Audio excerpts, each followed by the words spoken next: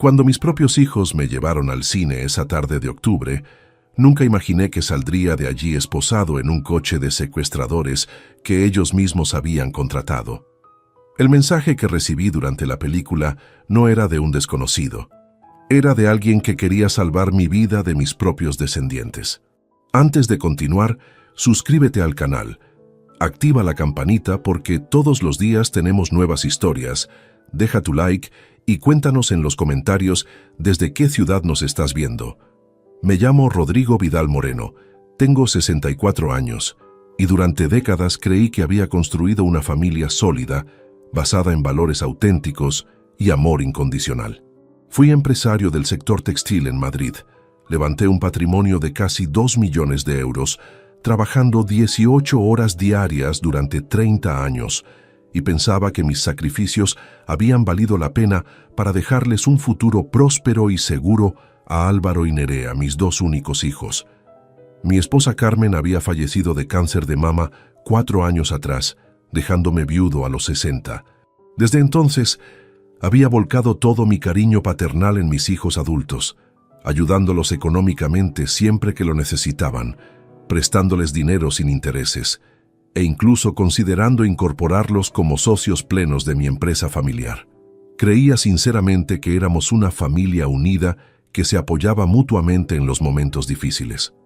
Esa tarde del 15 de octubre de 2024, mis hijos me propusieron ir al cinema de manera completamente inesperada. «Papá, hace tiempo que no pasamos un rato juntos como familia», me dijo Nerea con esa sonrisa encantadora que siempre me derretía el corazón y me recordaba tanto a su madre fallecida. Álvaro asintió entusiásticamente. «Sí, vamos a ver esa película de acción que tanto te gustan. Será como en los viejos tiempos». La invitación me pareció extraña porque hacía meses que apenas me buscaban, siempre ocupados con sus propias vidas complicadas, sus trabajos exigentes y sus problemas financieros constantes que yo intentaba ayudarles a resolver discretamente sin hacerles sentir humillados o dependientes. Fuimos al Cinesa Príncipe Pío, uno de los complejos cinematográficos más grandes de Madrid. Recuerdo perfectamente que compraron las entradas para la sesión de las 7:30 de la tarde, una película de acción estadounidense que acababa de estrenarse. Escogieron asientos en la fila trasera de la sala, algo completamente inusual, porque yo siempre prefería sentarme en las filas centrales para ver mejor la pantalla y escuchar correctamente los diálogos. «Aquí estaremos más cómodos, papá», insistió Álvaro cuando le comenté mi preferencia habitual. «Además, si necesitas salir al baño durante la película, no molestarás a otros espectadores». Su explicación sonaba lógica, pero algo en su tono me resultaba forzado y ensayado. Durante los primeros 30 minutos de la película, noté que ambos estaban visiblemente nerviosos y ansiosos, revisando constantemente sus teléfonos móviles con expresiones tensas. Álvaro incluso sudaba ligeramente, pese a que el aire acondicionado de la sala funcionaba perfectamente. Nerea tambaleaba la pierna nerviosamente, un gesto que hacía desde niña cuando estaba preocupada por algo importante o cuando había hecho alguna travesura.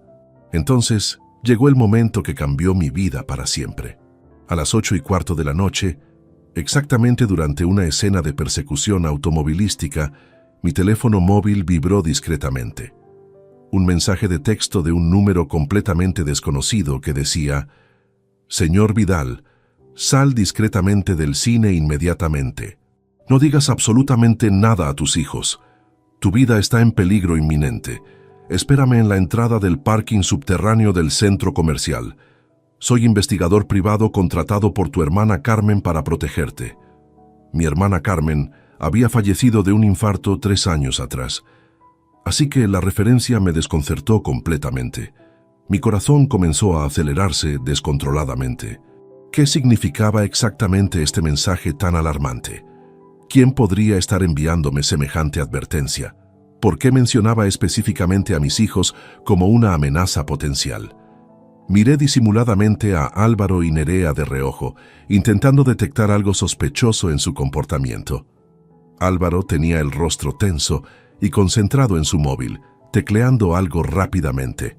Nerea continuaba tambaleando la pierna nerviosamente, pero ahora también se mordía las uñas, otro de sus gestos característicos cuando mentía o escondía algo importante desde pequeña. «Tengo que ir al baño», susurré lo más naturalmente posible. Álvaro me miró rápidamente con una expresión que no pude interpretar completamente. «¿Quieres que te acompañe, papá? Este cine es muy grande y es fácil perderse».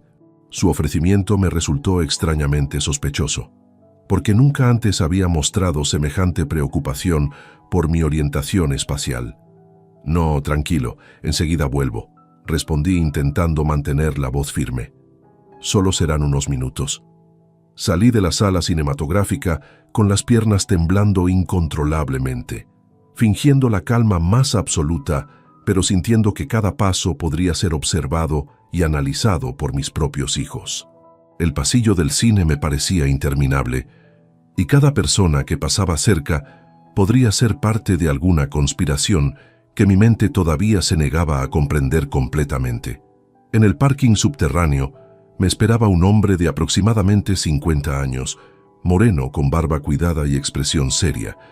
Vestía traje oscuro y llevaba una carpeta bajo el brazo. «Señor Vidal, soy Ismael Cortés Navarro, investigador privado licenciado. Tenemos muy poco tiempo disponible para explicarle la situación».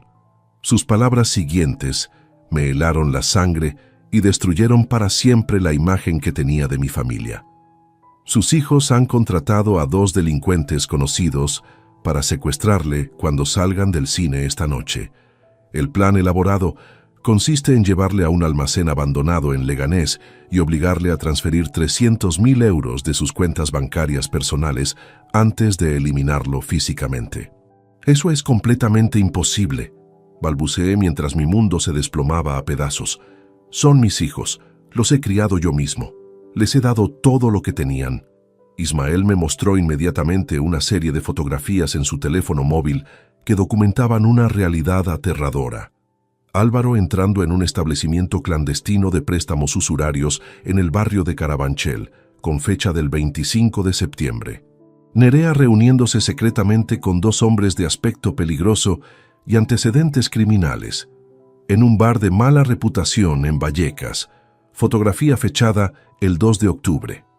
Las imágenes estaban perfectamente documentadas, con sellos temporales digitales que no dejaban lugar a dudas sobre su autenticidad.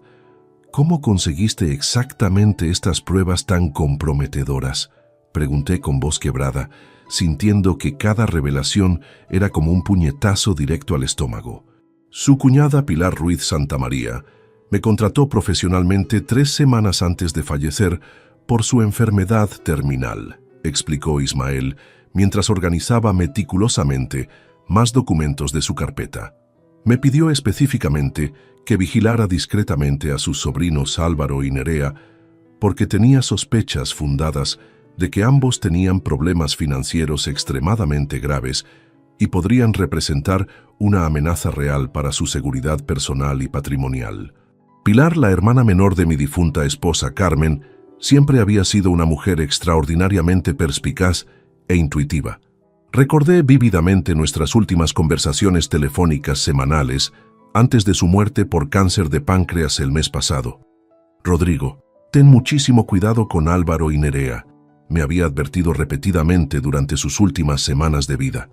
«Están cambiando gradualmente, se han vuelto extrañamente fríos e indiferentes contigo. Hay algo en sus ojos que me asusta profundamente». En aquel momento pensé ingenuamente que eran imaginaciones paranoicas de una mujer gravemente enferma y aterrorizada por la proximidad de su propia muerte. Qué equivocado estaba completamente. Los delincuentes contratados se identifican como Mateo Blanco Silva y David Romero Castillo, continuó Ismael mostrándome fichas policiales detalladas. Ambos tienen extensos antecedentes penales por robos con violencia, extorsión agravada y asociación criminal. Sus hijos les han prometido exactamente 5.000 euros cada uno por completar exitosamente el trabajo. El dinero restante de la extorsión estaría destinado a saldar las deudas urgentes de Álvaro con prestamistas ilegales y financiar el rescate económico del bufete jurídico en quiebra de Nerea. Me enseñó fotografías adicionales aún más devastadoras. Mis propios hijos entregando personalmente dinero en efectivo a estos criminales profesionales en el parking del centro comercial Plaza Norte. Álvaro sonreía ampliamente mientras estrechaba cordialmente la mano de Mateo, como si fuera un acuerdo comercial completamente normal. Nerea abrazaba familiarmente a David como si fuera un viejo amigo de confianza, no un delincuente contratado para asesinar a su padre. Las imágenes me quemaban literalmente los ojos y el alma. La traición era tan profunda y calculada que mi mente se resistía a procesarla completamente. «Pero hay algo considerablemente peor, señor Vidal», agregó Ismael con expresión sombría. «He conseguido grabar conversaciones telefónicas donde ambos hermanos discuten explícitamente la necesidad de eliminarlo físicamente después de obtener el dinero extorsionado. No pueden permitirse dejar testigos vivos que eventualmente los incriminen ante las autoridades judiciales». Me proporcionó auriculares inalámbricos y reprodujo archivos de audio que destrozaron completamente cualquier esperanza residual de malentendido o error interpretativo.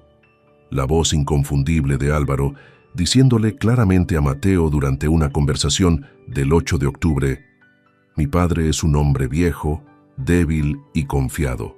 Después de conseguir exitosamente los 300.000 euros que necesitamos, haced exactamente lo que consideréis más conveniente para vuestra seguridad. Nosotros estaremos tranquilamente en casa con coartadas perfectas e irrefutables». La voz fría y calculadora de Nerea agregando inmediatamente, «Que parezca un robo común de la calle.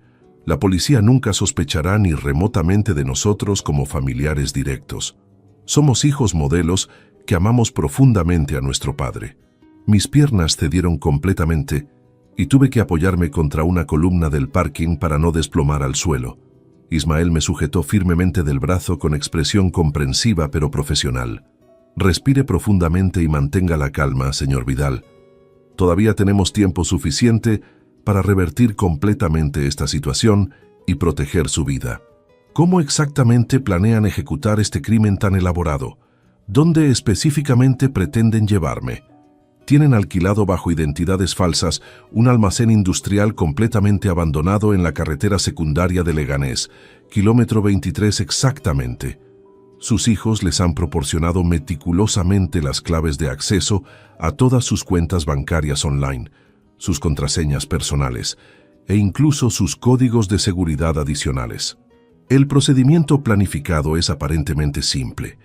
Cuando salgan del cine después de la película, Mateo y David se acercarán fingiendo profesionalmente ser atracadores callejeros comunes. Sus hijos actuarán convincentemente como víctimas asustadas e inocentes, pero los criminales únicamente se lo llevarán a usted. La realidad me golpeó brutalmente como un martillo industrial. Absolutamente todo había sido una representación teatral meticulosamente planificada.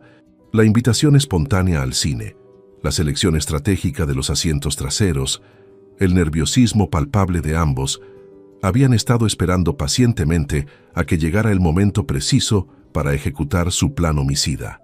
¿Cuánto tiempo exactamente llevaban elaborando esta conspiración parricida? Según mis investigaciones exhaustivas y la documentación recopilada desde principios del mes de septiembre aproximadamente, Álvaro perdió cantidades enormes de dinero apostando compulsivamente en casinos online ilegales. Los prestamistas profesionales comenzaron a amenazarlo físicamente con lastimar gravemente a toda su familia si no saldaba inmediatamente sus deudas acumuladas. Nerea simultáneamente perdió el caso judicial millonario de Mendoza Construction, que le habría proporcionado exactamente 200.000 euros en honorarios profesionales. Ambos necesitaban desesperadamente una solución económica rápida, radical y definitiva. Mi mente torturada recordó retrospectivamente el mes de septiembre con una claridad dolorosa y reveladora. Álvaro había estado inexplicablemente cariñoso y atento, visitándome más frecuentemente de lo habitual, preguntándome sutilmente sobre mis contraseñas bancarias supuestamente por razones de seguridad familiar. Nerea había insistido repetidamente en revisar minuciosamente mi testamento actualizado y todas mis pólizas de seguro de vida vigentes. Los señales evidentes habían estado ahí constantemente, pero yo los interpreté completamente como preocupación filial genuina y natural. Mientras Ismael esperaba pacientemente mi respuesta sobre cómo proceder, mi mente emprendió un viaje devastador hacia episodios recientes, reconstruyendo meticulosamente los últimos meses con una claridad dolorosa que me resultaba absolutamente insoportable. Todas las piezas dispersas del rompecabezas comenzaron a encajar de manera siniestra, formando un mosaico aterrador de manipulación y traición familiar. Recordé vívidamente el 8 de septiembre, cuando Álvaro apareció inesperadamente en mi casa, con lágrimas aparentemente genuinas corriendo por sus mejillas. «Papá, estoy atravesando un momento económicamente muy difícil y desesperante. ¿Podrías prestarme 15.000 euros urgentemente?» Su actuación había sido tan convincente, con esa voz quebrada y esas manos temblorosas, que le entregué el dinero inmediatamente sin hacer ninguna pregunta incómoda, como siempre había hecho durante toda su vida adulta. Ahora comprendía amargamente que esa cantidad substancial no había sido ni remotamente suficiente para saldar sus deudas acumuladas con los prestamistas criminales, y que probablemente había sido utilizada como pago inicial para contratar a los futuros asesinos. El 18 de septiembre, Nerea llegó a mi casa familiar con una botella de vino tinto caro y me propuso cenar juntos íntimamente, algo que no habíamos hecho en meses. Durante aquella comida aparentemente afectuosa, sutilmente me interrogó sobre mis ahorros bancarios, mis inversiones diversificadas, mis propiedades inmobiliarias e incluso sobre el código numérico de acceso a mi caja fuerte doméstica, donde guardaba documentos importantes y algo de efectivo de emergencia. «Papá, a tu edad deberías tener absolutamente todo perfectamente organizado y documentado por si algo imprevisto te ocurriera», me había dicho con una sonrisa radiante que ahora reconocía como completamente calculadora y manipulativa. Es responsabilidad de los hijos ayudar a sus padres mayores con estos temas tan delicados. La primera semana de octubre, ambos hermanos comenzaron a coordinar sistemáticamente sus visitas familiares. Siempre llegaban juntos con excusas aparentemente lógicas. Siempre mantenían conversaciones privadas en voz baja mientras yo preparaba café en la cocina. Siempre parecían estar discutiendo algo urgente e importante que interrumpían bruscamente cuando yo regresaba al salón. Una tarde del 5 de octubre, los escuché mencionar específicamente el almacén de Leganés durante una de estas conversaciones secretas, y ingenuamente pensé que estaban planeando algún proyecto comercial conjunto, o quizás considerando alquilar un espacio para montar un negocio familiar. Qué tremendamente ingenuo y ciego había sido al no percibir las señales evidentes de peligro. El 4 de octubre, Álvaro insistió fervientemente en acompañarme personalmente al Banco Central para ayudarme profesionalmente con trámites administrativos complicados. Observó atentamente cada movimiento de mis dedos sobre el teclado digital mientras yo accedía rutinariamente a mi banca online, memorizando obviamente cada contraseña, cada código de seguridad, cada procedimiento de verificación. Incluso me sugirió diplomatically cambiar algunas contraseñas antiguas por motivos de seguridad informática moderna, asegurándose maliciosamente de que fueran suficientemente simples y predecibles para que él pudiera recordarlas perfectamente. Nerea, por su parte, había comenzado a realizarme interrogatorios aparentemente casuales sobre mi rutina diaria específica. ¿A qué hora exacta sueles salir de casa los fines de semana, papá? ¿Tienes algún plan social fijo para los próximos días? ¿Sueles comentarle a alguien tus actividades programadas? Sus preguntas me parecían conversación familiar normal, pero ahora comprendía terroríficamente que estaban estudiando minuciosamente mis hábitos cotidianos para identificar el momento perfecto y más seguro para ejecutar el secuestro sin testigos ni interrupciones. El 10 de octubre, durante una visita supuestamente rutinaria, los sorprendí intercambiando miradas cómplices y significativas cuando creían que no los observaba directamente. Álvaro le mostró discretamente algo en la pantalla de su teléfono móvil a Nerea, probablemente mensajes o fotografías relacionadas con la conspiración, y ella asintió gravemente con una expresión de determinación fría que me resultaba completamente desconocida en el rostro de mi propia hija. Después de aquella visita inquietante, mi hijo comenzó a llamarme telefónicamente todos los días, sin excepción, algo absolutamente inusual en él, considerando que normalmente pasábamos semanas sin comunicarnos. Durante estas llamadas aparentemente afectuosas, me preguntaba específicamente qué estaba haciendo en cada momento, dónde me encontraba exactamente, con quién había hablado durante el día, qué planes tenía para las siguientes jornadas. La tarde del 13 de octubre, exactamente 2 días antes de la fatídica invitación al cine, Nerea vino sola a casa con una expresión visiblemente ansiosa e inquieta. Parecía estar luchando internamente con pensamientos perturbadores.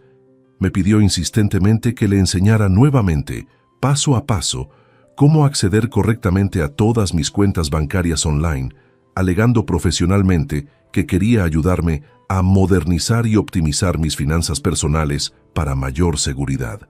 Durante más de 1 hora completa, practicamos meticulosamente las transacciones electrónicas, los procesos de transferencia, los códigos de verificación adicionales, y ella tomó notas extraordinariamente detalladas en su cuaderno profesional de abogada. Incluso me hizo repetir varios procedimientos para asegurarse de que había memorizado perfectamente cada paso del proceso. «Es importante que sepas hacer esto rápidamente y sin errores, papá», me había dicho con una sonrisa que ahora reconocía como siniestra. En situaciones de emergencia, la velocidad y precisión son fundamentales. Ahora, de pie en aquel parking subterráneo frío y mal iluminado, todas esas memorias aparentemente inocentes se transformaron brutalmente en evidencias aplastantes e irrefutables. Mis propios hijos no solamente habían planificado robarme sistemáticamente, habían estudiado cada detalle psicológico y logístico para asegurar el éxito absoluto de mi asesinato premeditado. Los has observado comportarse de manera notablemente extraña durante las últimas semanas, continuó Ismael perspicazmente, como si estuviera leyendo mis pensamientos torturados.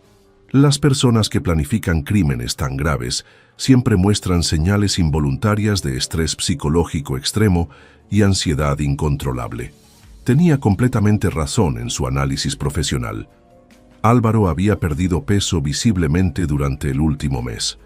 Sus ojeras se habían acentuado dramáticamente y sus manos temblaban perceptiblemente cuando encendía cigarrillos, un hábito destructivo que había retomado después de años de abstinencia total. Nerea, normalmente impecable en su apariencia profesional, llevaba días consecutivos sin arreglarse adecuadamente el cabello y había desarrollado un tic nervioso compulsivo de morderse las uñas hasta hacerse sangre.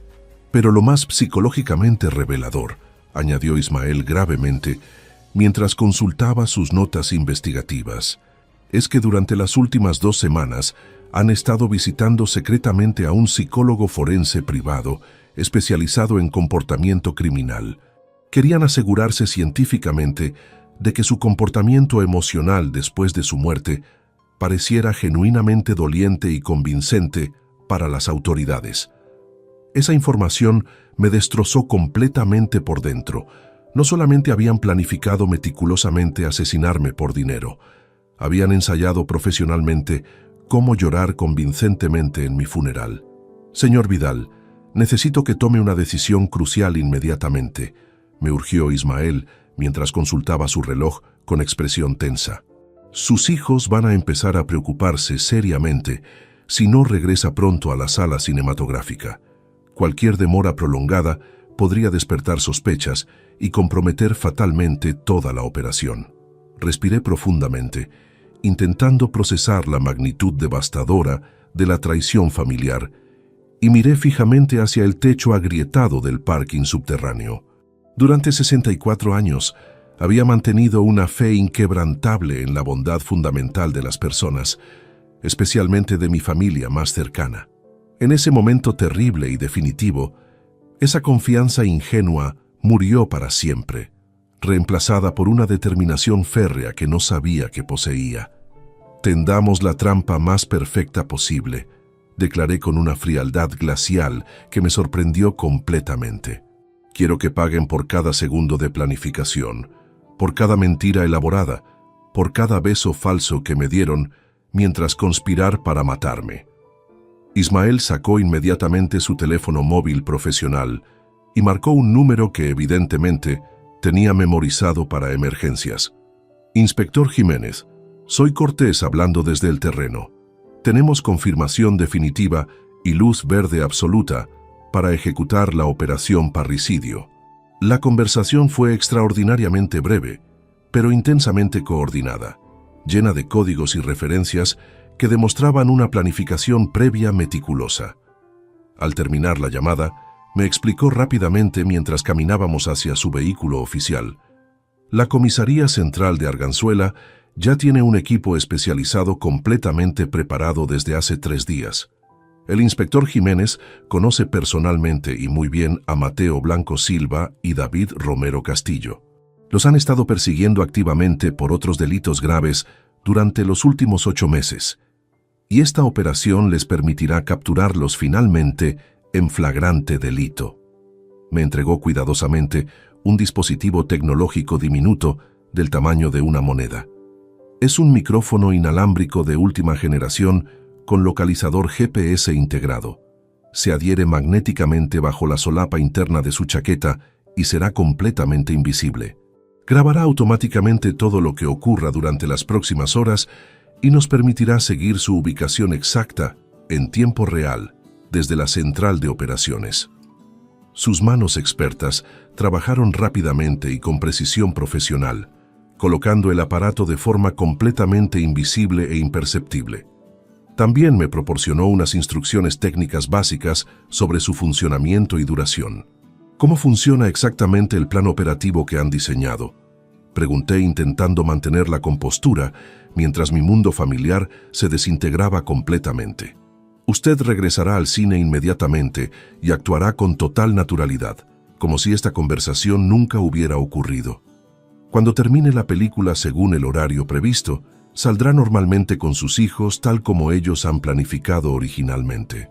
Mateo Blanco y David Romero se acercarán inevitablemente en el parking exterior, exactamente tal como su conspiración familiar ha establecido. Usted no debe resistirse físicamente en absoluto. Debe permitir que lo conduzcan al almacén de Leganés sin crear complicaciones. La perspectiva me aterrorizaba profundamente, pero comprendía perfectamente la lógica estratégica del plan. ¿Y la intervención policial? 3 coches patrulla de élite los seguirán manteniendo una distancia prudencial y profesional para evitar ser detectados.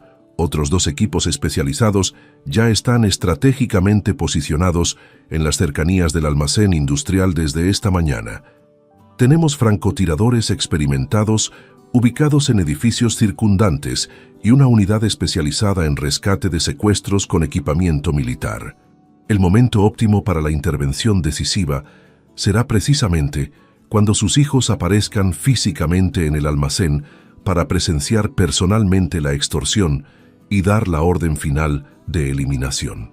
Ismael desplegó sobre el capó de su automóvil un mapa topográfico detallado del área industrial de Leganés, marcado con anotaciones estratégicas y rutas de escape.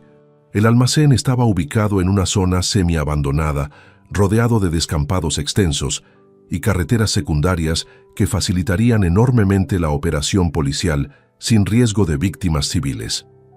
Sus hijos han alquilado este lugar específico utilizando documentación completamente falsificada, pero tenemos registros bancarios detallados de todas las transacciones financieras que los conectan directamente e irrefutablemente con la conspiración. También hemos intervenido legalmente sus teléfonos móviles con autorización judicial desde hace una semana. Me mostró transcripciones impresas de mensajes interceptados que me revolvieron el estómago. Álvaro escribiéndole a Mateo el 12 de octubre. Papá saldrá del cine aproximadamente a las 10:30 de la noche. Recordad perfectamente, absolutamente nada de violencia física hasta llegar completamente al almacén. No podemos arriesgarnos a testigos callejeros. Neria enviando la ubicación GPS exacta del parking cinematográfico y describiendo minuciosamente mi apariencia física. Chaqueta azul marino, camisa blanca, corbata gris. Camina lentamente porque se cansa fácilmente. Lleva siempre bastón en la mano izquierda. La frialdad clínica de sus descripciones me revolvió violentamente el estómago. Me habían catalogado sistemáticamente como una presa fácil, vulnerable, predecible y completamente indefensa. Hay algo adicional que debe conocer antes de proceder, continuó Ismael con expresión particularmente grave. Hemos interceptado una conversación telefónica entre Nerea y David de esta misma mañana temprano. Ella le comunicó explícitamente que si usted se mostraba demasiado resistente o problemático durante el proceso de extorsión, podían acelerar significativamente el cronograma final. Comprendí perfectamente el eufemismo siniestro. Si me negaba rotundamente a transferir el dinero o causaba cualquier tipo de complicaciones inesperadas, me ejecutarían inmediatamente sin más dilaciones. ¿Cuánto tiempo aproximado necesitan para completar exitosamente toda la operación de rescate? Una vez que lleguen al almacén industrial, estimamos entre 30 y 40 minutos hasta que sus hijos aparezcan físicamente. Ellos desean presenciar personalmente y con sus propios ojos que usted transfiera efectivamente el dinero completo antes de autorizar la orden final de eliminación. Es su momento de triunfo absoluto, su demostración de poder total, y precisamente esa arrogancia desmedida será su perdición definitiva. Ismael me proporcionó también un dispositivo adicional de pánico del tamaño de un botón. Si siente que su vida está en peligro inmediato e inminente, presione este mecanismo firmemente durante 3 segundos. La intervención policial será absolutamente instantánea, aunque eso podría comprometer parcialmente las evidencias legales contra sus hijos. Regresamos caminando hacia el complejo cinematográfico. En el ascensor, repasamos meticulosamente los últimos detalles cruciales del plan. Recuerde perfectamente, señor Vidal. Debe actuar genuinamente sorprendido cuando aparezcan los secuestradores, pero sin exagerar teatralmente la reacción. Álvaro y Nerea estarán observando minuciosamente cada gesto suyo para asegurar que no sospecha absolutamente nada de la conspiración. ¿Y si reconozco involuntariamente algo en su comportamiento que revele que sabían exactamente lo que iba a ocurrir? Mantenga la calma absoluta y controle sus expresiones faciales. Sus hijos han ensayado exhaustivamente este momento durante semanas, pero usted tiene la ventaja psicológica decisiva de conocer la verdad completa. Observe discretamente sus microexpresiones. Si sonríen involuntariamente o parecen demasiado tranquilos durante el supuesto atraco violento, eso confirmará irrefutablemente su culpabilidad ante nuestras cámaras ocultas. Antes de separarnos definitivamente, me ofreció un último consejo profesional que me marcó profundamente. Sus hijos lo han traicionado de la manera más brutal y despiadada posible, pero esta noche la justicia finalmente alcanzará a quienes la merecen. Mantenga su dignidad personal, señor Vidal. Muy pronto ellos estarán exactamente donde merecen estar. Entré nuevamente en la sala cinematográfica, con el corazón latiendo violentamente contra las costillas. Álvaro y Nerea me recibieron con expresiones preocupadas, que ahora reconocía como completamente fingidas y ensayadas. ¿Te encuentras bien, papá?, susurró Nerea con falsa ternura. Has tardado muchísimo tiempo. Estábamos empezando a preocuparnos seriamente. Solo problemas rutinarios de próstata. Mentí con naturalidad sorprendente. Ya sabes cómo es a mi edad, todo completamente normal. Pero nada en mi vida volvería a ser normal jamás. Los últimos 40 minutos de película transcurrieron como una eternidad asfixiante. Cada explosión cinematográfica resonaba dolorosamente en mi pecho comprimido. Cada diálogo dramático se perdía completamente entre el rugido ensordecedor de mi sangre, circulando aceleradamente por las venas. Mi conciencia se dividía esquizofrénicamente entre la pantalla gigante donde se desarrollaba una persecución automovilística y la realidad aterradora de estar sentado junto a dos personas que habían planificado meticulosamente mi asesinato. Álvaro consultaba obsesivamente su reloj digital cada pocos minutos, sus ojos brillando con una ansiedad que ahora comprendía perfectamente. No era nerviosismo por la película de acción, era expectativa homicida por el crimen que estaba a punto de ejecutarse. Sus dedos tambaleaban rítmicamente sobre el reposabrazos de la butaca, marcando un compás macabro que coincidía exactamente con las palpitaciones aceleradas de mi corazón. Nerea movía compulsivamente su pie derecho en movimientos erráticos y descontrolados, un gesto que reconocí como su manifestación física de estrés extremo desde la infancia. Pero esta vez no se trataba de un examen escolar difícil o una mentira infantil. Era la ansiedad precriminal de alguien que está a punto de presenciar el asesinato de su propio padre. Cuando finalmente aparecieron los créditos finales en la pantalla, Nerea se incorporó inmediatamente con una energía artificial y forzada. «Bueno, papá, ha sido una película realmente estupenda y emocionante. ¿Nos vamos ya a casa?» Su sonrisa era demasiado brillante, demasiado amplia, demasiado teatral. Los músculos faciales se le contraían involuntariamente, creando microexpresiones que traicionaban su actuación elaborada. Álvaro se levantó con una prisa completamente inusual para él, quien tradicionalmente solía quedarse contemplando hasta el último crédito de cualquier película. «Sí, vámonos rápidamente. Se está haciendo tarde y mañana tengo reuniones importantes muy temprano», mintió descaradamente, porque era sábado y no tenía obligaciones laborales el domingo siguiente. Salimos de la sala mezclándonos estratégicamente con la multitud de espectadores que abandonaban simultáneamente otras proyecciones. En el vestíbulo principal, Álvaro sugirió aparentemente de forma casual tomar el ascensor hasta el parking subterráneo. «El coche está en el nivel -2», declaró con falsa seguridad, aunque recordaba vívidamente que habíamos aparcado específicamente en el nivel -1 durante nuestra llegada. Pequeños detalles logísticos que anteriormente habría pasado por alto completamente, pero que ahora cobraban un significado siniestro e incriminatorio. Cada mentira menor era parte de una coreografía criminal más amplia. Durante el descenso claustrofóbico en el ascensor metálico, ambos hermanos permanecieron extrañamente silenciosos e inmóviles. Nerea respiraba de forma entrecortada y superficial, como si estuviera conteniendo emociones intensas que amenazaban con explotar. Álvaro se palmeaba constantemente los bolsillos de su chaqueta, verificando algo específico que llevaba consigo, probablemente el teléfono móvil para comunicarse con los asesinos contratados. Las puertas del ascensor se abrieron con un sonido metálico ominoso en el nivel -2. El parking subterráneo estaba inquietantemente mal iluminado, con apenas una docena de vehículos dispersos irregularmente entre las columnas masivas de cemento armado. La iluminación fluorescente parpadeaba intermitentemente, creando sombras danzantes que transformaban el espacio en un escenario perfecto para un crimen violento. Nuestros pasos resonaban ominosamente contra las paredes de hormigón, amplificados por la acústica peculiar del espacio cerrado. Cada eco sonaba como una cuenta regresiva hacia mi ejecución programada. «Por aquí, papá», indicó Álvaro con falsa naturalidad, dirigiéndome deliberadamente hacia una zona especialmente oscura y aislada del parking. Era una mentira evidente y descarada. Su Toyota Corolla plateado estaba aparcado en la dirección completamente opuesta, bajo una de las pocas luces que funcionaban correctamente.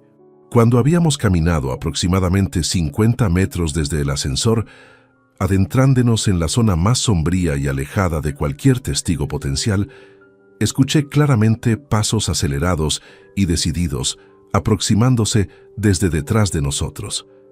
Mi instinto de supervivencia se activó instantáneamente, pero recordé las instrucciones específicas de Ismael sobre mantener la calma absoluta. Me volví lentamente y vi a dos hombres corpulentos y amenazantes aproximándose rápidamente con movimientos coordinados y profesionales. Uno llevaba una sudadera negra con capucha que ocultaba parcialmente su rostro. El otro vestía una chaqueta de cuero marrón gastada y pantalones vaqueros oscuros. «¡Alto ahí inmediatamente!», gritó agresivamente el de la sudadera negra. «Esto es un atraco a mano armada. No se muevan ni hagan ruido». La actuación de mis hijos fue absolutamente magistral y convincente. Álvaro retrocedió inmediatamente, con movimientos aparentemente naturales, levantando las manos temblorosamente, con una expresión de terror que parecía completamente genuina. «Por favor, señores, no nos hagan ningún daño. Somos una familia tranquila y trabajadora, pueden llevarse todo lo que quieran». Nerea comenzó a sollozar de manera dramática y convincente, abrazándose desesperadamente a su hermano, como si buscara protección fraternal. Sus lágrimas parecían completamente reales, producto probablemente del entrenamiento psicológico que habían recibido del especialista forense. El hombre de la chaqueta de cuero se acercó directamente hacia mí con pasos decididos y amenazantes. «Tú, el viejo, ven aquí inmediatamente. Solo te queremos a ti específicamente». Era indudablemente Mateo Blanco Silva. Reconocí perfectamente su rostro angular de las fotografías que me había mostrado Ismael durante nuestra reunión clandestina. «No, por favor, se lo suplicamos», gimió Nerea con una actuación dramática digna de un premio cinematográfico. «Es nuestro padre anciano. Tiene problemas cardíacos graves. Si algo le pasa, se morirá del susto. Llevadnos a nosotros en su lugar», intervino Álvaro con falso heroísmo paternal. «Somos jóvenes y fuertes. Podemos trabajar para pagaros exactamente lo que queráis». David Romero, el de la sudadera negra, los empujó bruscamente contra una columna de cemento. «Callaos la boca inmediatamente. Solo necesitamos al abuelo para un trabajo específico. Vosotros quedaos exactamente aquí y contad hasta 1000 lentamente antes de llamar a la policía. Si nos seguís o hacéis cualquier cosa estúpida, lo matamos sin dudarlo». Observé minuciosamente las expresiones faciales de mis hijos durante esta amenaza explícita de muerte. Por una fracción de segundo casi imperceptible, vi algo que me heló completamente la sangre. Álvaro tuvo que reprimir conscientemente una sonrisa de satisfacción. Sus músculos faciales se tensaron visiblemente mientras luchaba por mantener la máscara de terror filial. Nerea, por su parte, pestañeó excesivamente durante varios segundos, algo que siempre hacía desde pequeña cuando mentía o escondía travesuras. También noté que sus manos no temblaban genuinamente como deberían en una situación de terror real.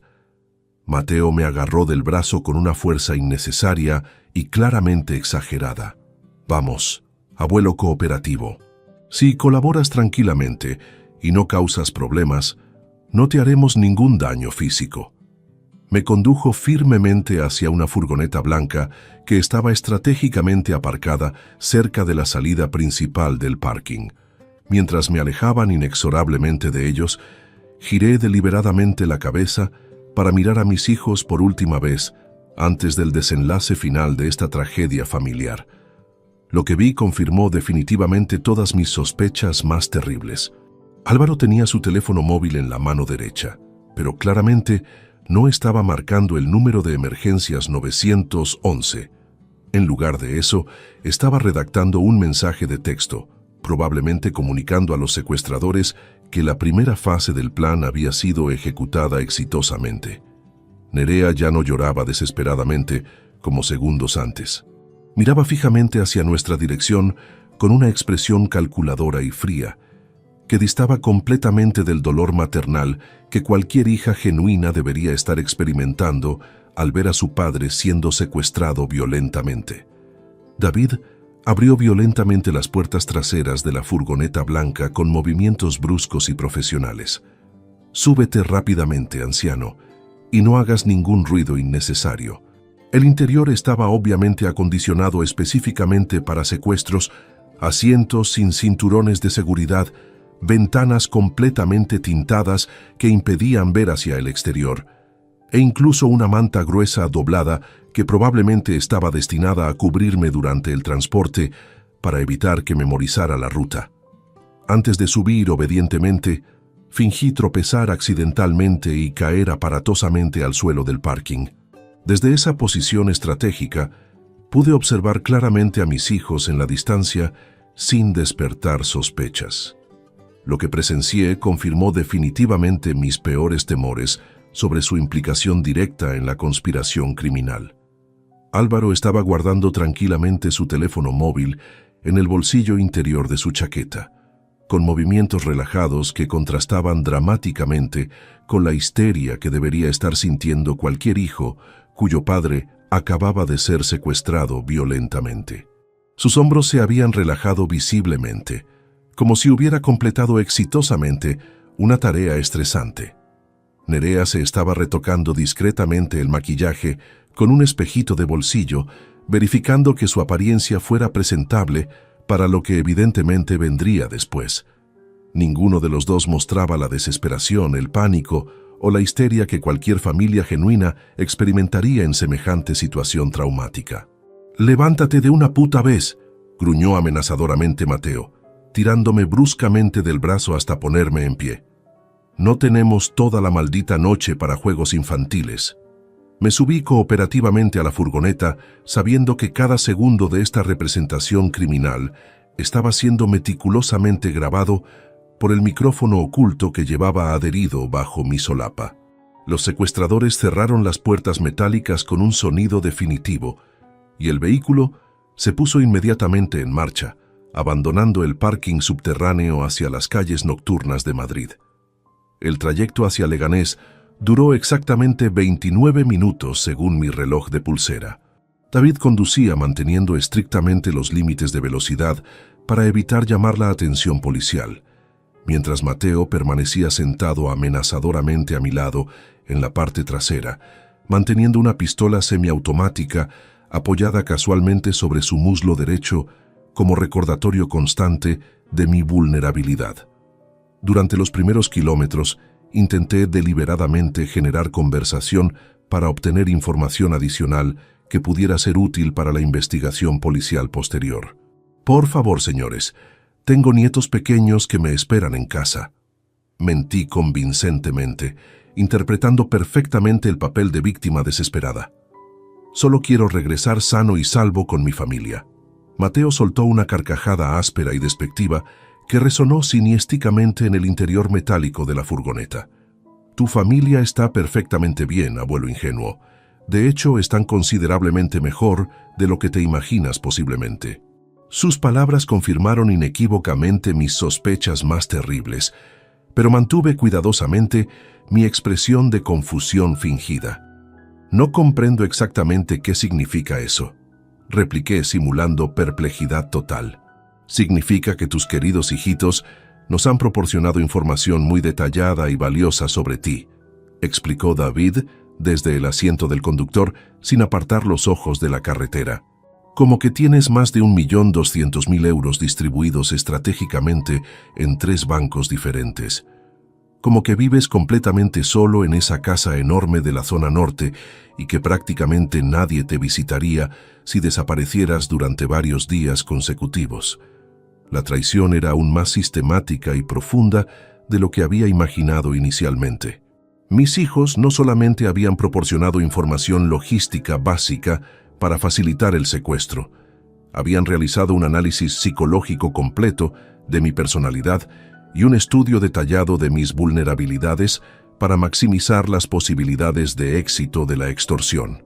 Álvaro nos explicó específicamente que tienes códigos de acceso bancario escritos a mano en una libreta de cuero que guardas religiosamente en el cajón central de tu escritorio personal, continuó Mateo con satisfacción evidente. «Pero como somos tipos considerados y profesionales, te vamos a conceder la oportunidad de realizar las transferencias tú mismo directamente. Será más limpio y eficiente para todos los involucrados». Llegamos finalmente a una zona industrial completamente desolada, llena de almacenes abandonados, solares vacíos cubiertos de maleza y carreteras secundarias agrietadas que no habían sido mantenidas durante años. La furgoneta giró por un camino de tierra lleno de baches hasta detenerse frente a una nave metálica, oxidada de aproximadamente 500 metros cuadrados, rodeada de terreno baldío que se extendía hasta el horizonte. David apagó el motor y salió inmediatamente para abrir manualmente una pesada puerta corredera que chirriaba ominosamente sobre rieles deteriorados. El sonido metálico reverberó en la noche silenciosa como el gemido de una criatura prehistórica. El interior del almacén industrial era exactamente como me lo había descrito detalladamente Ismael durante nuestra reunión clandestina. Completamente vacío, excepto por una mesa plegable de plástico, 2 sillas baratas de jardín y un ordenador portátil ya encendido, cuya pantalla azulada proporcionaba la única iluminación del espacio cavernoso. Una bombilla incandescente desnuda colgaba del techo abovedado, creando un círculo de luz amarillenta y siniestra en el centro exacto del espacio. «Siéntate cómodamente en esa silla», me ordenó secamente Mateo, señalando hacia el asiento frente al ordenador. «Vamos a resolver esto rápidamente y sin complicaciones innecesarias para nadie». David cerró ceremoniosamente la puerta principal del almacén y activó varios cerrojos metálicos desde el interior, con movimientos eficientes y practicados. El sonido de cada pestillo encajando resonó ominosamente en el espacio vacío, subrayando dramáticamente mi aislamiento total del mundo exterior. Luego se acercó profesionalmente y colocó la pantalla del portátil directamente frente a mí, con la precisión de alguien que había realizado este procedimiento múltiples veces anteriormente. «Tu hijo cooperativo nos ha proporcionado las direcciones web específicas de tus 3 bancos principales», explicó meticulosamente mientras abría varias pestañas del navegador de Internet. BBVA, Santander y CaixaBank respectivamente. «Necesitamos que transfieras exactamente 100.000 euros de cada cuenta a este número de cuenta bancaria». Me mostró un papel arrugado con números manuscritos en tinta azul. «No tengo tanto dinero líquido disponible inmediatamente», mentí deliberadamente para ganar tiempo. «La mayoría de mis ahorros están inmovilizados en depósitos a plazo fijo con penalizaciones por retirada anticipada».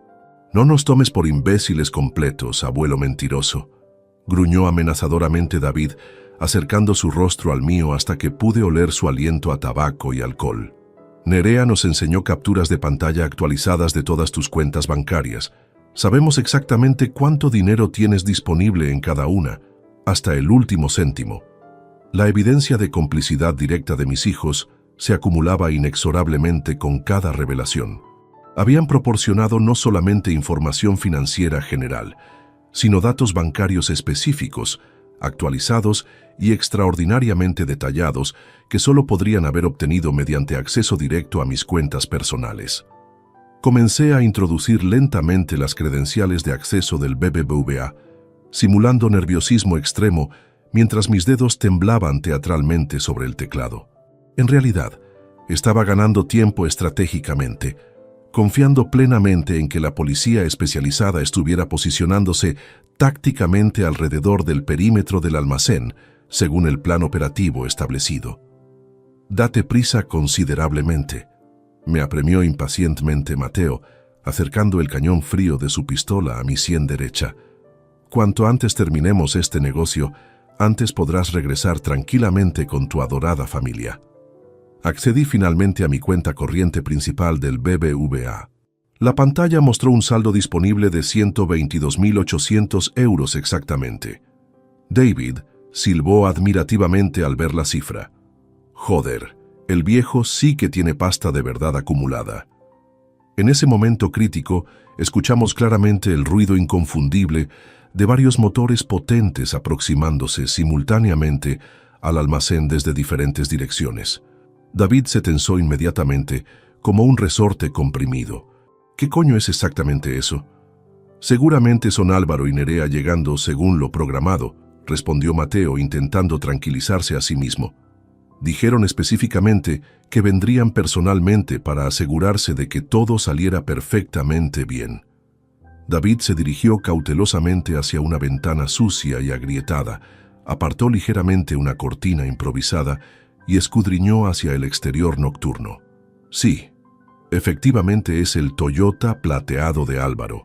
Vienen acompañados exactamente como prometieron». Momentos después, Escuchamos golpes rítmicos en la puerta metálica exterior, claramente una señal preestablecida. David abrió meticulosamente los múltiples cerrojos y apareció Álvaro en el umbral, seguido inmediatamente de Nerea. Ambos fingieron expresiones de preocupación y ansiedad completamente exageradas. «¿Cómo está papá?», preguntó Nerea con una actuación dramática extraordinariamente convincente. «Por favor, decidnos que no le habéis hecho ningún daño físico». Sus ojos se llenaron de lágrimas aparentemente genuinas mientras se acercaba hacia mí con movimientos vacilantes y temerosos.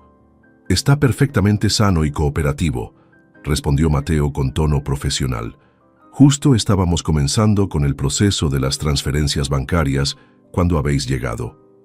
Álvaro se aproximó directamente hacia mí y colocó una mano sobre mi hombro en un gesto aparentemente consolador y paternal.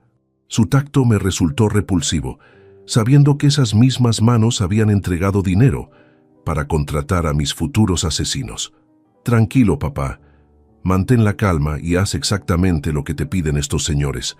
Pronto estarás de vuelta en casa, sano y salvo». Sus palabras sonaban tan artificiales y ensayadas que sentí náuseas físicas. Cada sílaba era una mentira elaborada. Cada gesto de preocupación era teatro puro, destinado a engañar no solo a los secuestradores, sino probablemente también a las futuras investigaciones policiales. Nerea se situó estratégicamente detrás de mi silla, supuestamente para brindarme apoyo emocional, pero inmediatamente noté que estaba verificando personalmente que introdujera correctamente los códigos bancarios en el ordenador. Sus ojos se movían constantemente entre la pantalla y mis dedos, memorizando cada movimiento, para asegurarse de que no cometiera errores deliberados. «Venga, papá», murmuró suavemente en mi oído, con una voz aparentemente cariñosa. «Solo son números en una pantalla digital. Tu vida y tu salud valen infinitamente más que cualquier cantidad de dinero». La ironía asfixiante de sus palabras era que precisamente mi vida valía considerablemente menos que el dinero para ella y su hermano. Completé meticulosamente la primera transferencia bancaria. 100.000 euros desaparecieron instantáneamente de mi cuenta del BBVA, transferidos a una cuenta anónima que probablemente sería vaciada y cerrada antes del amanecer. «Perfecto y eficiente», celebró David frotándose las manos con satisfacción evidente. «Ahora procede exactamente igual con el Santander». Mis hijos observaban cada movimiento con una atención febril que intentaban disimular bajo máscaras de preocupación familiar. Álvaro se mordía compulsivamente el labio inferior, no por ansiedad genuina, sino por la excitación contenida de ver su plan ejecutándose perfectamente. Nerea respiraba de manera entrecortada, pero no por terror. Era la respiración acelerada de alguien que está a punto de obtener una victoria largamente esperada. Accedí a mi cuenta del Santander y comencé el proceso de transferencia. En ese momento preciso, escuchamos el rugido inconfundible y aterrador de múltiples vehículos pesados rodeando completamente el almacén a gran velocidad. El sonido de neumáticos chirriando contra el asfalto y motores potentes acelerando creó una cacofonía que hizo vibrar las paredes metálicas del edificio. David corrió desesperadamente hacia la ventana y palideció instantáneamente al contemplar la escena exterior. «Joder, joder, joder, es la Policía Nacional. Hay coches patrulla por todas partes. Estamos completamente rodeados». Un megáfono policial resonó desde el exterior con una voz autoritaria y amplificada. «Policía Nacional. Tienen el edificio completamente rodeado. Salgan inmediatamente con las manos visibles en alto. Tienen exactamente 60 segundos para rendirse pacíficamente». El pánico se desató instantáneamente en el interior del almacén, como una explosión de histeria colectiva. Mateo empuñó inmediatamente su arma, apuntándome directamente a la cabeza, con movimientos erráticos y desesperados. «Esto es una trampa elaborada. El viejo cabrón nos ha vendido deliberadamente». David comenzó a correr en círculos como un animal enjaulado, buscando frenéticamente alguna salida alternativa que obviamente no existía. Pero lo más psicológicamente revelador y devastador fue la reacción inmediata de mis propios hijos. Álvaro no mostró sorpresa genuina ni preocupación por mi seguridad. Su primera expresión facial fue de cólera pura y furia homicida dirigida específicamente hacia mí. «¿Qué has hecho exactamente, papá?», me gritó con una rabia que confirmaba definitivamente su culpabilidad consciente. «¿Cómo coño has podido traicionarnos de esta manera?». Sus palabras fueron una confesión completa. Un hijo inocente habría preguntado cómo había conseguido avisar a la policía. No me habría acusado de traicionarlos a ellos. Nerea, por su parte, inmediatamente sacó su teléfono móvil profesional y comenzó a borrar mensajes frenéticamente con movimientos rápidos y desesperados. Una abogada genuinamente inocente habría estado preocupada exclusivamente por mi seguridad física. Una cómplice criminal destruía evidencias incriminatorias que la conectaban directamente con la conspiración. «Cállate inmediatamente», le gritó Mateo histéricamente a Álvaro. «Tu padre no ha podido avisar a nadie. Hemos estado vigilándolo constantemente durante todo el tiempo». «Entonces, ¿cómo coño sabían exactamente dónde encontrarnos?», replicó David con voz aguda y descontrolada, gesticulando salvajemente con sus brazos. La voz del megáfono policial se intensificó dramáticamente. «Les quedan exactamente 30 segundos para salir pacíficamente. Después procederemos a entrar por la fuerza. Liberen inmediatamente al rehén». Nerea se acercó peligrosamente a Mateo con una expresión que jamás había visto en el rostro de mi propia hija. Sus ojos brillaban con una frialdad calculadora que me resultaba completamente desconocida y aterradora. «Escúchame muy atentamente, imbécil. Si la policía nos captura vivos a todos, mi padre les contará inevitablemente que nosotros os contratamos específicamente para esto. Todos iremos directamente a prisión durante décadas». Su máscara de hija preocupada había desaparecido completamente, revelando la personalidad fría, manipuladora y despiadada que había estado ocultando durante meses de planificación criminal. «¿Qué sugieres entonces concretamente?», preguntó Mateo sudando profusamente mientras mantenía el arma temblando contra mi sien. «Matadlo ahora mismo, inmediatamente», respondió Nerea sin la menor vacilación o remordimiento. «Sin testigos supervivientes, solamente somos víctimas inocentes de un secuestro que desafortunadamente salió mal». Álvaro asintió vigorosamente con la cabeza, aprobando entusiastamente la propuesta homicida de su hermana. «Tiene completamente razón. Papá muerto no puede testificar contra nosotros ante ningún tribunal. Diremos a la policía que intentamos desesperadamente rescatarlo y que llegamos trágicamente demasiado tarde».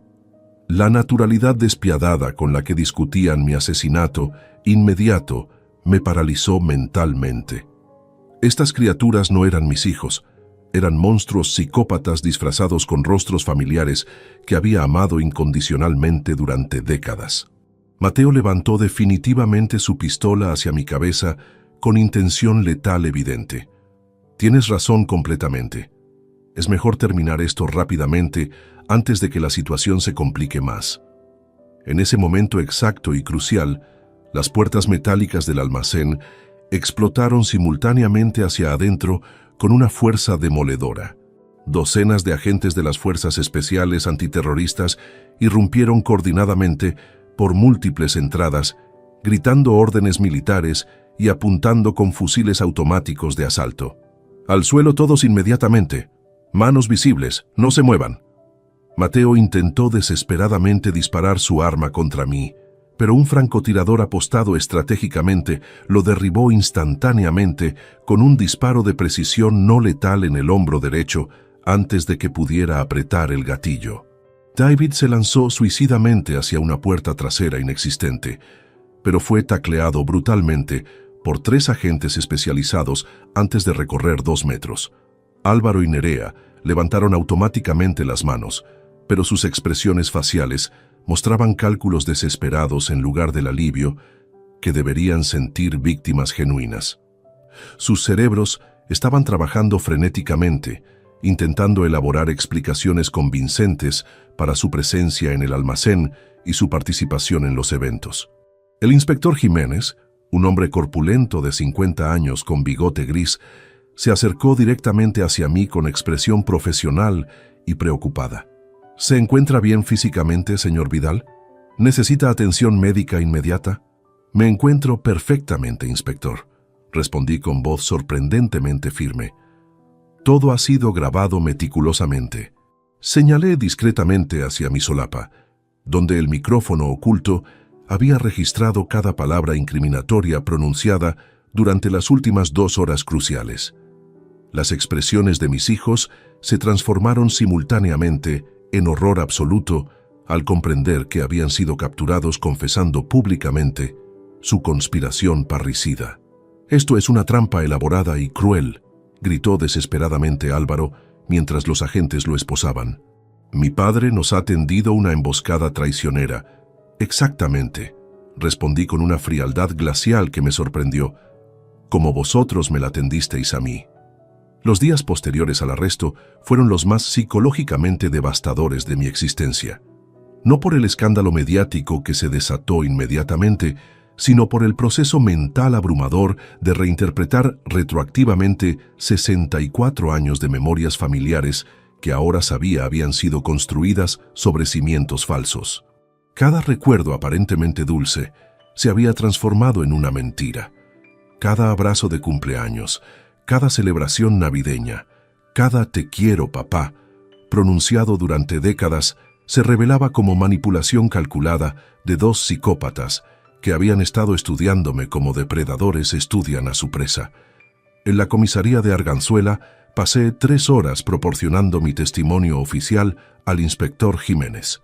Cada detalle que recordaba sobre el comportamiento extraño de mis hijos se convertía en evidencia adicional contra ellos. «Señor Vidal, necesito que comprenda la gravedad de lo que han hecho», me explicó el inspector mientras revisábamos las transcripciones. «No se trata solo de extorsión. Sus hijos planificaron deliberadamente su asesinato como parte integral del crimen». Me mostró las conversaciones interceptadas entre Álvaro y los secuestradores. En una grabación del 13 de octubre mi hijo decía: «Después de conseguir el dinero, aseguraos de que no puede identificarnos. Haced lo necesario». En otra conversación, Nerea daba instrucciones específicas. «Mi padre memoriza rostros automáticamente. No podéis dejar cabos sueltos». La implicación era inequívoca. Mi muerte había sido planificada desde el principio. «¿Cuánto tiempo lleváis investigándolos?», pregunté. «Desde el 28 de septiembre. Su cuñada Pilar vino personalmente 3 días antes de morir. Estaba muy enferma, pero insistió en denunciar que sus sobrinos planeaban algo grave contra usted». Pilar había sido más perspicaz de lo que imaginé. Incluso en sus últimos días había encontrado fuerzas para protegerme de mis propios hijos. «Nos proporcionó grabaciones secretas», continuó el inspector. «Álvaro le había pedido 5.000 euros prestados, pero cuando se negó, él le dijo: «No importa, pronto tendremos acceso a todo el dinero de papá, de una forma u otra». El inspector me entregó una copia del testamento de Pilar. En una cláusula específica, me legaba todas sus pruebas contra Álvaro y Nerea, junto con dinero para contratar investigadores si fuera necesario. Esa tarde, recibí una llamada de mi abogado Fernando. «Rodrigo, tengo noticias sobre las finanzas de tus hijos. Álvaro debe 43.000 euros a prestamistas ilegales y Nerea tiene embargos por 37.000 euros. Las cifras explicaban su desesperación, pero no justificaban el parricidio planificado. «Hay algo más», continuó Fernando. «He revisado las cuentas empresariales. Álvaro ha estado desviando dinero durante meses. Las irregularidades suman 25.000 euros adicionales». Cada revelación era un puñetazo. Mi hijo no solo había planificado matarme, había estado robándome durante meses antes de decidir eliminarme. Al tercer día, tomé la decisión más difícil de mi vida. Convoqué a Fernando y le dicté las instrucciones para modificar mi testamento. «Quiero desheredar totalmente a Álvaro y Nerea», le dije con voz firme. «Ni un céntimo debe llegar a sus manos, incluso si muero durante el proceso judicial». «¿Estás seguro, Rodrigo? Es una decisión irreversible». «Nunca he estado más seguro de nada». Redactamos un nuevo testamento. donde mis bienes se distribuirían entre organizaciones benéficas que ayudan a víctimas de violencia familiar. La ironía era deliberada. El dinero por el cual mis hijos habían intentado asesinarme serviría para ayudar a otras familias destruidas por la traición. También tomé medidas para proteger mi empresa. Álvaro fue removido de todos los cargos, mientras contraté a auditores externos para investigar sus malversaciones. Fernando me informó que ambos habían intentado contactarme desde prisión preventiva. Han enviado cartas pidiendo perdón y suplicando que retires los cargos.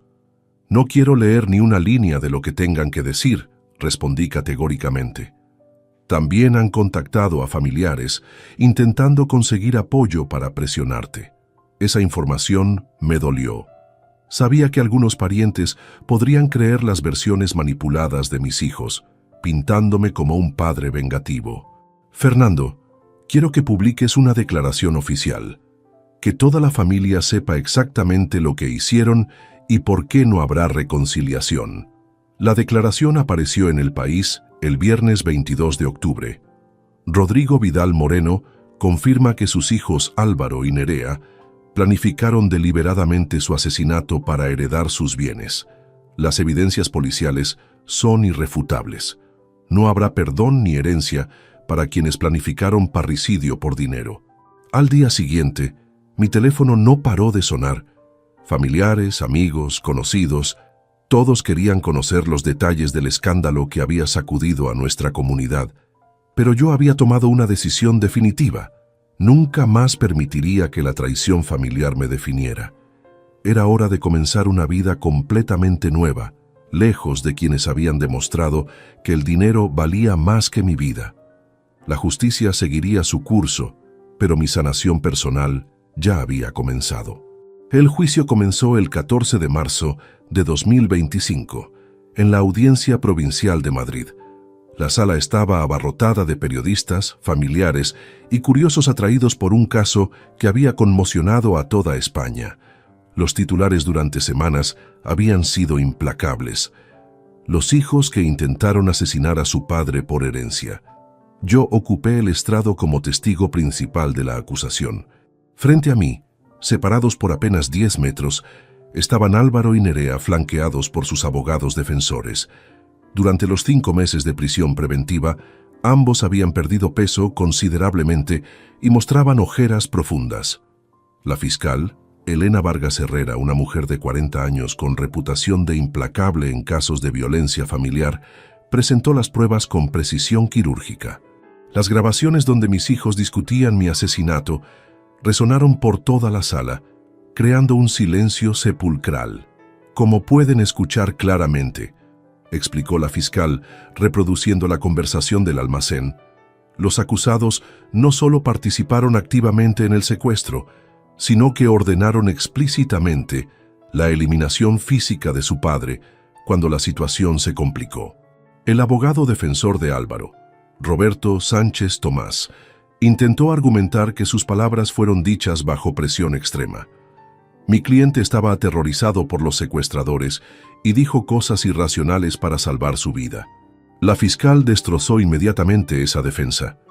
Entonces, ¿cómo explica que su cliente conociera previamente a los secuestradores? ¿Cómo explica los pagos documentados de 10.000 euros para contratarlos? ¿Cómo explica que proporcionara información bancaria detallada de su padre? Durante mi testimonio, que duró 3 horas, relaté cronológicamente todos los eventos desde la invitación al cine hasta el arresto. Mantuve la voz firme, evitando mirar directamente a mis hijos. ¿Cómo se sintió al descubrir que sus hijos habían planificado su muerte?, me preguntó la fiscal. Como si hubiera vivido 64 años con 2 desconocidos, respondí. Las personas que creía conocer nunca existieron realmente. Cuando terminé mi testimonio, Álvaro se levantó súbitamente gritando: «Papá, por favor, que éramos una familia. No puedes destruir todo por un error». El juez ordenó que fuera controlado por seguridad, pero su arrebato había quedado registrado ante todo el tribunal. El momento más impactante llegó cuando la fiscal presentó las conversaciones entre Nerea y su madre biológica en Valencia. En una llamada del 8 de octubre, Nerea había dicho: «Mamá, Pronto no tendrás que preocuparte por dinero. Papá va a tener un accidente, y Álvaro y yo heredaremos todo. Su madre había respondido: Nerea, no digas esas cosas ni en broma. No es broma, mamá. Ya está todo arreglado. Esa conversación demostró que el plan había sido compartido con familiares externos, eliminando cualquier alegato de arrepentimiento o impulsividad. Los testimonios de Mateo Blanco y David Romero fueron devastadores. Ambos habían llegado a acuerdos con la fiscalía para reducir sus condenas a cambio de colaborar. Mateo declaró: Álvaro Vidal nos contactó el 29 de septiembre. Nos ofreció 10.000 euros por secuestrar a su padre y obtener 300.000 de sus cuentas. Cuando preguntamos qué hacer con el viejo después, él respondió que eso era problema nuestro, pero que no podía quedar testigos. David confirmó: Nerea nos dio planos de la casa de su padre, horarios, costumbres, incluso fotografías recientes. Nos explicó que vivía solo y que nadie lo visitaría si desaparecía varios días. La defensa intentó desacreditar a los secuestradores argumentando que eran criminales habituales, pero la fiscal tenía pruebas físicas que corroboraban cada afirmación: transferencias bancarias, mensajes de texto, fotografías, grabaciones. El juicio duró 6 días. Durante las alegaciones finales, la fiscal pidió 15 años para Álvaro y 13 para Nerea, considerando que era menor y podía haber sido influenciada por su hermano. Los abogados defensores pidieron clemencia basándose en que no se había consumado homicidio, pero el juez rechazó ese argumento. La intención inequívoca de cometer parricidio está claramente demostrada. El 21 de marzo, el tribunal emitió su veredicto. Álvaro Vidal Ruiz fue condenado a 14 años de prisión por conspiración para cometer secuestro, extorsión agravada y tentativa de asesinato en primer grado. Nerea Vidal Ruiz recibió 12 años por los mismos delitos con atenuantes. Mateo y David fueron condenados a 16 años cada uno como autores materiales. Cuando se leyó la sentencia, permanecí impasible. No sentí satisfacción ni alivio, solo un vacío profundo donde antes había existido el amor paternal. Mis hijos lloraron desconsoladamente mientras eran conducidos de vuelta a prisión. Salí del tribunal sabiendo que la justicia había prevalecido, pero también que mi familia había muerto para siempre. 3 semanas después de la sentencia, tomé las decisiones más radicales de mi existencia. Madrid se había convertido en una ciudad de fantasmas y recuerdos envenenados. Cada calle me recordaba momentos compartidos con Álvaro y Nerea que ahora sabía habían sido representaciones teatrales. Mi empresa textil, Vidal Hermanos S.L., que había construido durante 30 años, fue vendida por 1.300.000 euros a un consorcio catalán. Irónicamente, el nombre Hermanos en la razón social se había vuelto un sarcasmo cruel del destino. La casa familiar de la calle Salamanca, donde mis hijos habían crecido y donde habíamos celebrado cumpleaños, navidades y graduaciones, también fue puesta en venta. Un matrimonio joven con 2 niños pequeños la compró por 850.000 euros. Me alegró saber que volvería a ser un hogar lleno de amor genuino. Liquidé todas mis propiedades urbanas, 2 apartamentos de alquiler en Chamberí y un local comercial en Malasaña. En total, reuní más de 2,5 millones de euros, una fortuna que mis hijos habían codiciado tanto que estuvieron dispuestos a asesinarme por ella.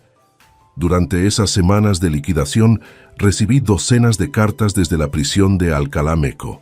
Tanto Álvaro como Nerea me escribían diariamente suplicando perdón, explicando su desesperación financiera, prometiendo reembolsar cada céntimo si los ayudaba a reducir sus condenas. Quemé todas las cartas sin leerlas completamente. Sus palabras ya no tenían poder sobre mí. El 15 de abril de 2025, conduje por última vez hacia el sur, rumbo a Cuenca, la provincia donde había nacido y donde mi abuela materna, Esperanza Moreno, me había criado durante mis primeros 8 años de vida. La abuela Esperanza había muerto cuando yo tenía 23 años, pero sus enseñanzas sobre la honestidad, el trabajo duro y la importancia de la tierra permanecían grabadas en mi corazón. Rodrigo, me decía mientras cuidábamos sus gallinas, la tierra nunca te traiciona. Le das trabajo y cariño y ella te devuelve sustento y paz. Recordé vívidamente aquellos veranos de mi infancia en su cortijo, despertándome con el canto de los gallos, ayudándola a recoger huevos, aprendiendo a distinguir las plantas medicinales que crecían en los campos. Esos habían sido los momentos más puros de mi vida. Encontré la propiedad perfecta en un pueblo llamado Arcas, a 40 kilómetros de la capital conquense. Una finca de 150 hectáreas con una casa rural restaurada, establos para ganado, un olivar centenario y amplios pastizales rodeados de encinas. El propietario anterior, un ganadero jubilado llamado Sebastián Torres, me mostró personalmente cada rincón de la propiedad. Esta tierra ha dado de comer a 5 generaciones de mi familia, me explicó con orgullo. Pero mis hijos viven en Barcelona y no quieren saber nada del campo. Pagué 400.000 euros en efectivo, sin hipoteca ni complicaciones.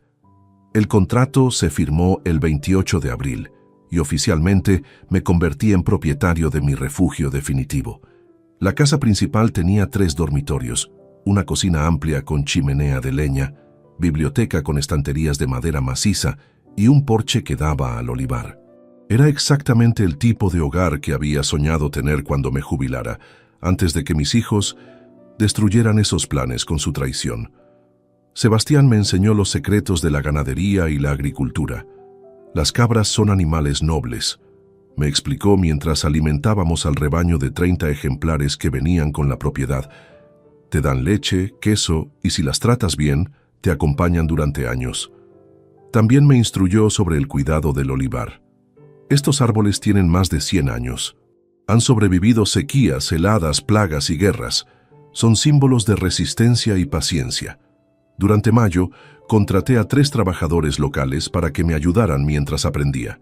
Julián Castillo se encargaba del ganado, Mercedes Ruiz cuidaba la huerta de vegetales y Antonio Morales mantenía la maquinaria agrícola.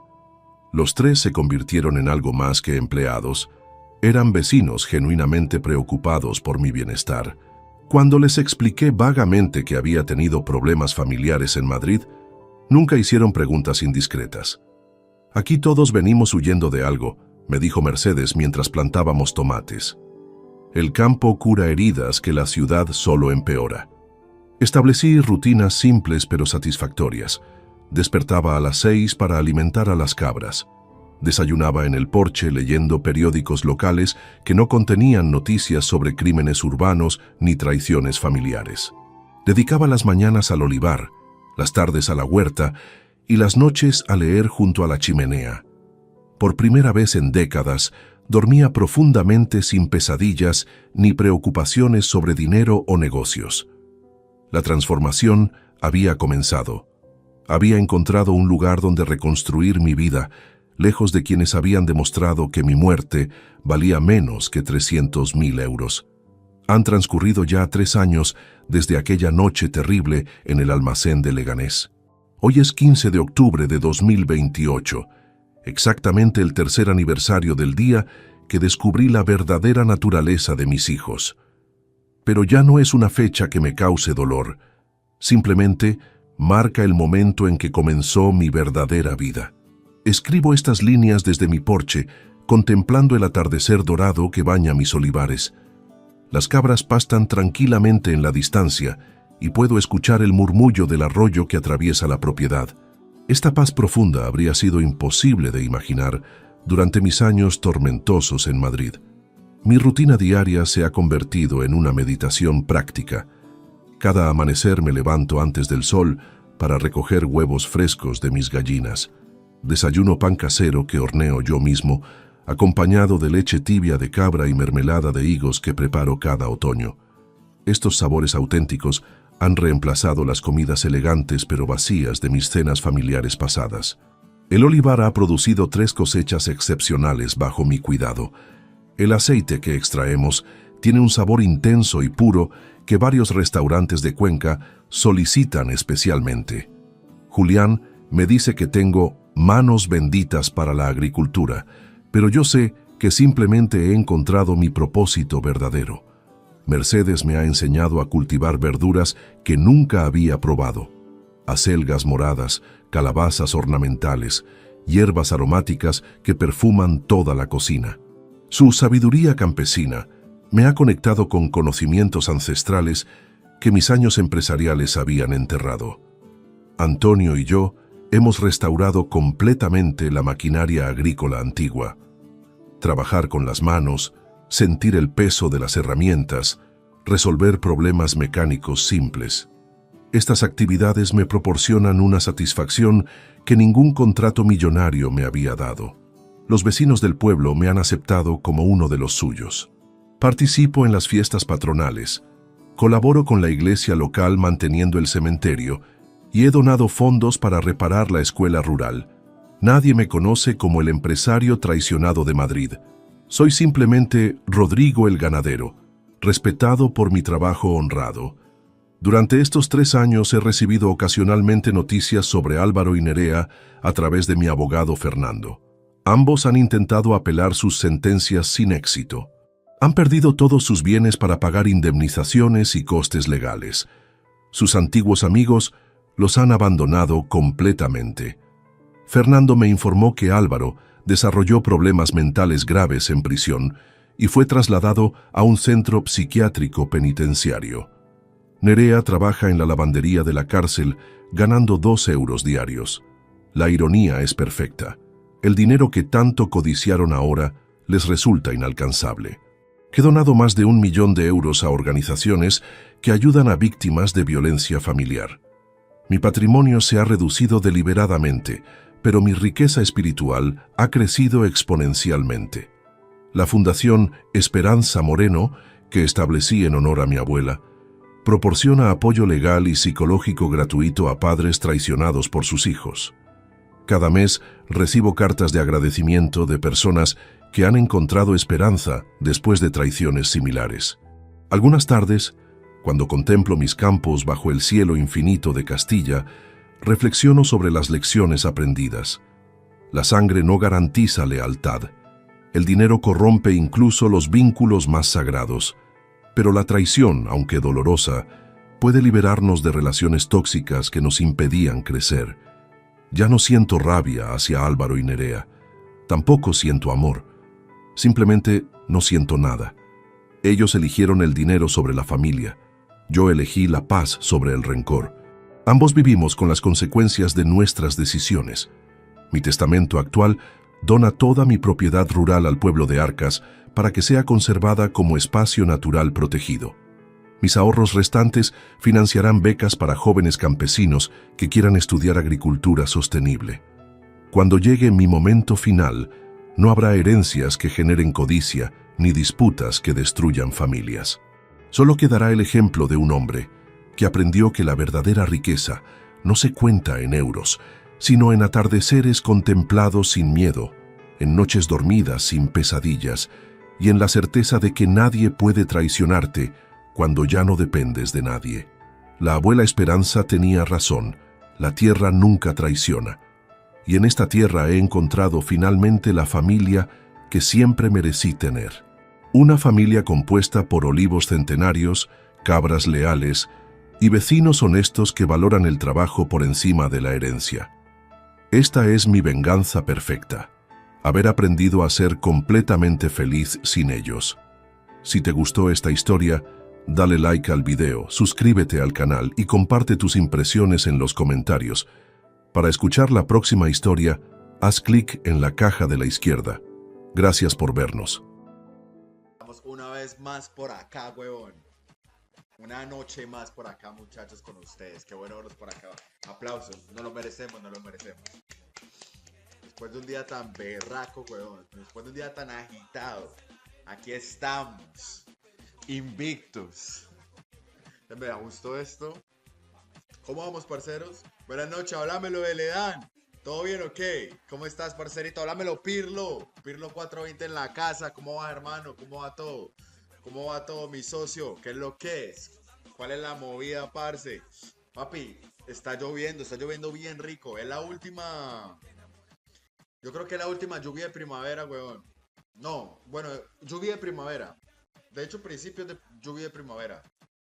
Parcero, la verdad que hoy estoy muy bien, huevón. A pesar de que casi no cuento la historia hoy, huevón. Papi, casi me parto la cabeza. Literalmente. Papi, estaba moviendo unas cosas, me caí el camión, huevón, me di como una vuelta para atrás, papi. Y había una piedrota, marica.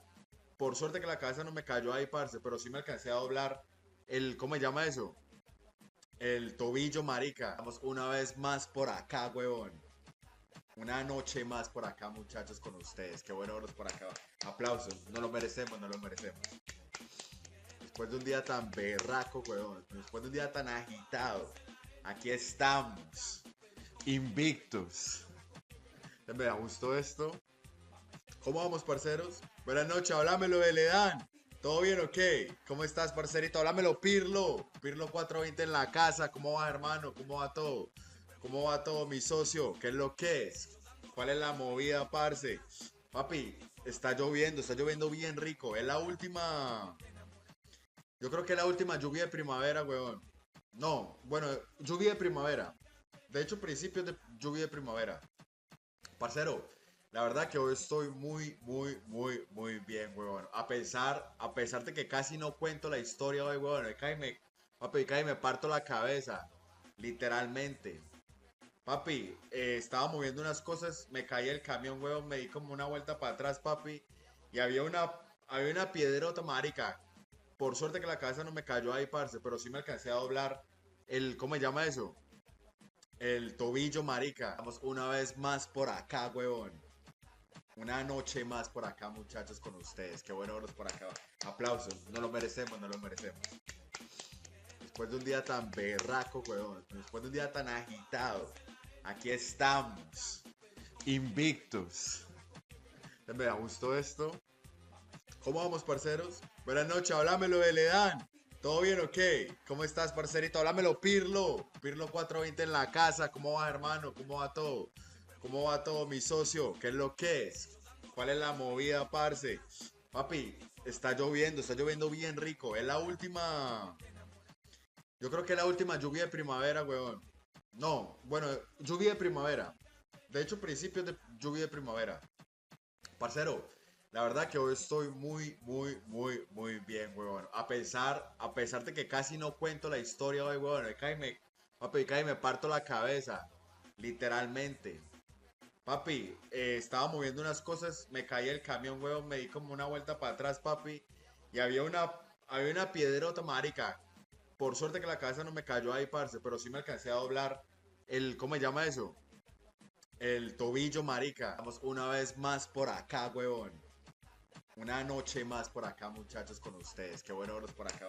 Aplausos. No lo merecemos, no lo merecemos. Después de un día tan berraco, huevón. Después de un día tan agitado.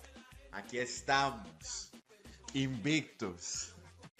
Me gustó esto. ¿Cómo vamos, parceros? Buenas noches, háblamelo de Ledán. ¿Todo bien o qué? ¿Cómo estás, parcerito? Háblamelo, Pirlo. Pirlo 420 en la casa. ¿Cómo va, hermano? ¿Cómo va todo? ¿Cómo va todo, mi socio? ¿Qué es lo que es? ¿Cuál es la movida, parce? Papi, está lloviendo bien rico. Es la última. Yo creo que es la última lluvia de primavera, weón. No, bueno, lluvia de primavera. De hecho, principios de lluvia de primavera.